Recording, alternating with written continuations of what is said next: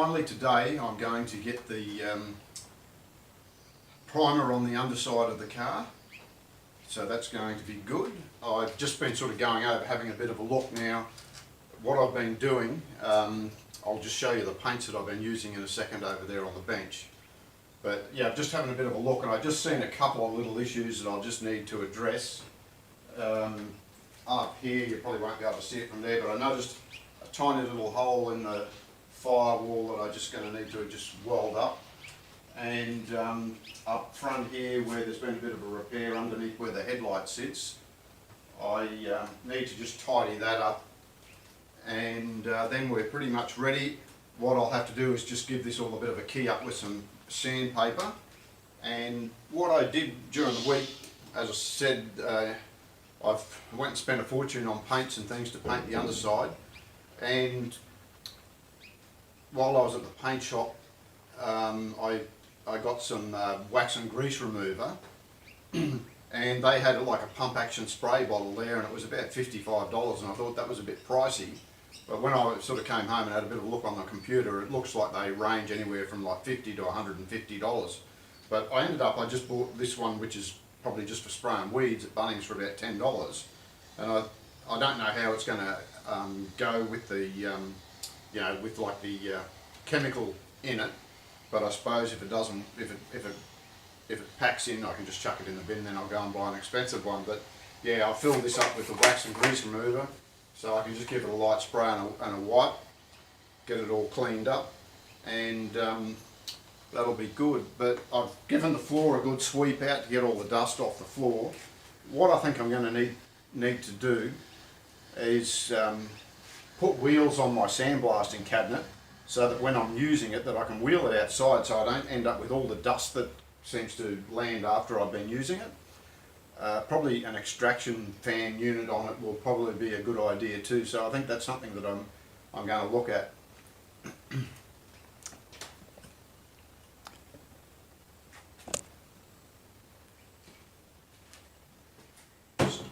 So to date, what I've been doing, I've just been using these pressure packs of the Wattle Super Etch primer, which is the one that they recommend to use when you're using the Colourthane PF330, which is the 2K undercoat that I'm going to be using. But you know, probably not the cheapest way of doing it with spray cans, but it just meant that while I was working on the car, you know, from one week to the next, after I'd done a section, I could just give it a quick coat with this to keep the rust and stuff at bay. Anyway, so I think that's all. So now I'm just going to get into cleaning up that bottom section, and then we'll come back. Well, it's taken me probably all of a good 4 hours. I've gone over it, I fixed up those couple of little holes that I said that I'd found, and I've given it all a good, just a light sand, and going over with the wax and grease remover. When I was blowing it off, I put the blower down through the chassis rails, and it blew a lot of dirt out, and I don't know whether that was a good thing or a bad thing, getting the extra dirt out. But anyway, I've got some paint mixed up now, ready to go, so I'll put my mask on and have a go.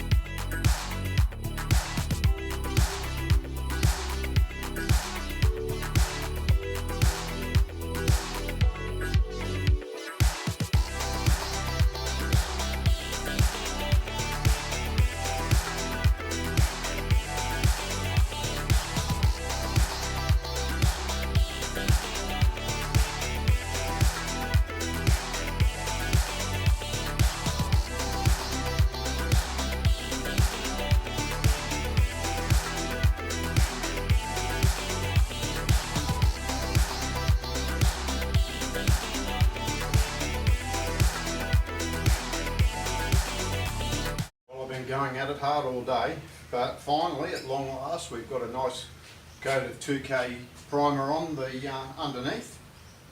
Was a couple of little dramas I had. No matter how many times I've tried blowing out these chassis rails, every time I flip the car over, more sand just drops out. I just don't think I'm ever going to be able to stop it.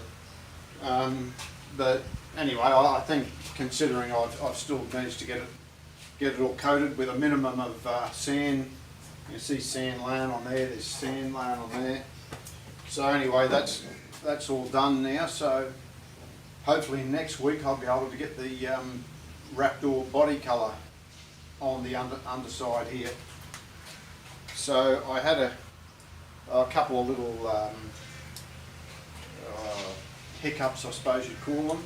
I think basically the gun that I'm using for this undercoat is just an El Cheapo gun that I've had here for many years, and I'm not sure what size the needle in it is, but I think it's a bit too small for spraying this paint. It's pretty thick, goes on pretty thick, and I do have a better gun that I bought that's got a much bigger nozzle. I'm not sure whether it's a 1.4 or 1.8, but it probably would have been better to spray with that. I don't know whether you noticed, like when I was first spraying it on, it was very slow going.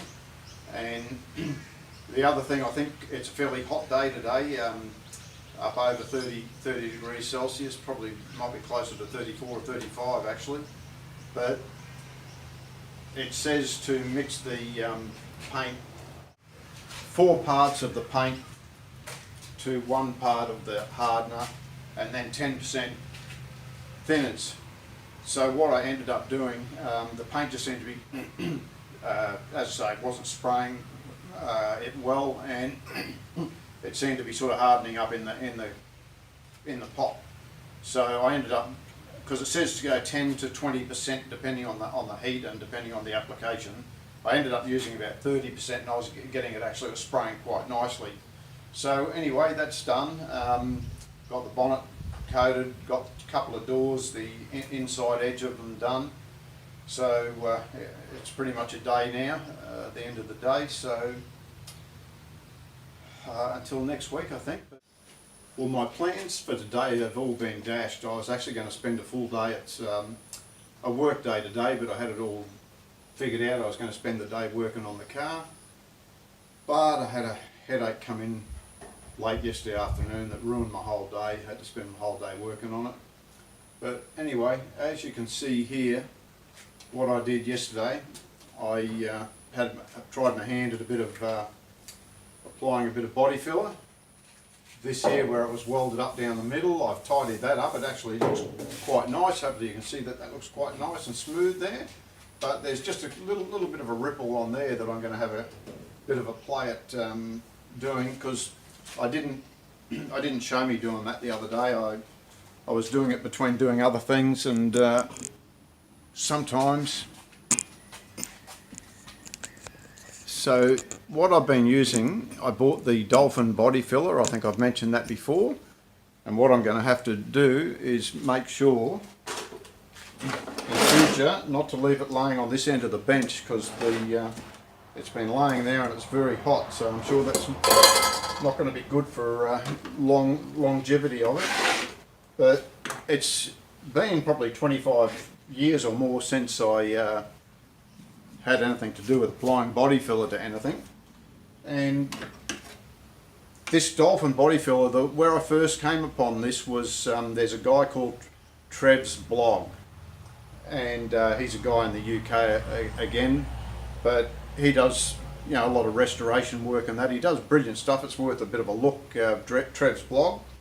But anyway, yeah, he spoke highly of this stuff, and then, you know, over the past couple of years, looking at all the restoration videos and stuff on YouTube and on the Facebook pages, there seem to be a lot of people that swear by this Dolphin. But the first thing I noticed, like when I put the spatula into it, just trying to get a little bit, I don't need much. It's just like working with whipped butter. It's just got a beautiful texture to it. I might need just a little bit more than that. I just don't want to go wasting it. by mixing up more than I need. Now, unfortunately, too, I wanted to buy some extra spatulas for applying this stuff, but there was none at the shop when I stopped there today. They're having a bit of a stock supply issue, apparently still trying to catch up after the cyclone. I don't know, everyone must have run out and bought stuff, I don't know. But the other day, as I say, I mixed up stuff, and there's just a few spots that I touched up. The thing I found, it seems to go off very quickly, and at first I thought, well, maybe I put a little bit too much hardener in it, so I tried to brew with a lot less hardener, and then it just took forever to go off. So I think it's just the fact that you've just got to get in and use it pretty quickly. So very warm with that hot sun on the back. Actually, I think I have got a bit more than I'm going to need. Let me get rid of it. Just don't want to waste the stuff. It's $60 I think I paid for this tin of stuff.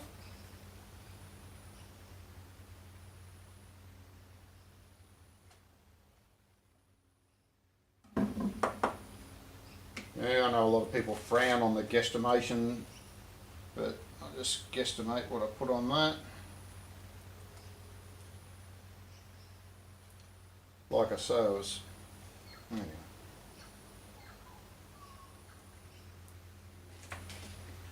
So I'll just mix that in. I don't know whether you can see, I've got the bright sun behind me here.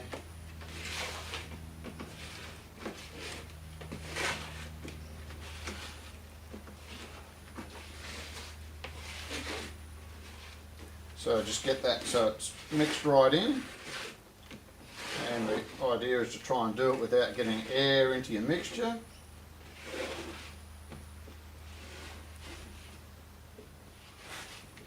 So I think that's mixed up nicely there now.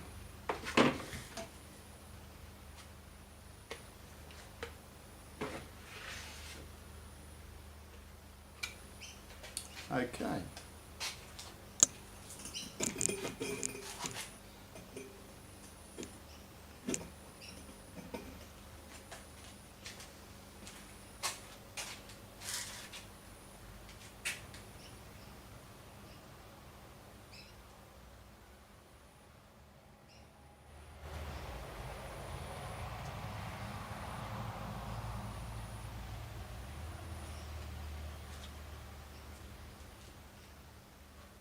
Yeah, I definitely mixed up more than I'm going to need. However, I think I'm doing a bloody marvellous job.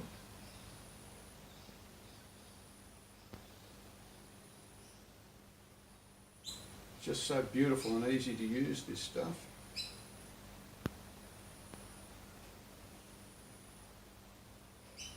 Yeah. And you know the problem sometimes, you just think you're going to make things look a little bit better and you end up ruining it altogether. And so yeah, this stuff, it does sand quite easily. Okay, so yeah, I have ended up with a bit much, so I might just have to find something, but I can feel that starting to go off. That's how quick it goes off. But that Trev's blog, that guy that I was watching, he seemed to be able to continue using it even while it was going off, but anyway, maybe he's got a bit more skill than me. So anyway, I think I'll give it a miss at that.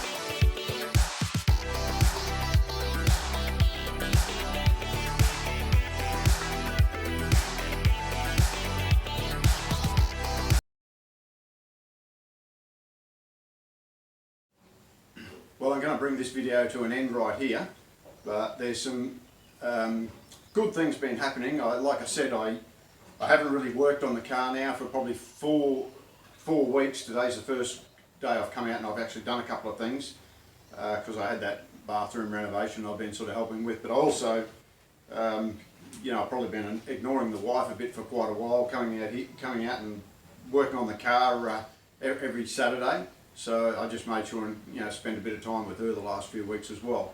But anyway, there's some good things been happening. I've actually secured motor and gearbox, which I'll probably put something up on that on the next video.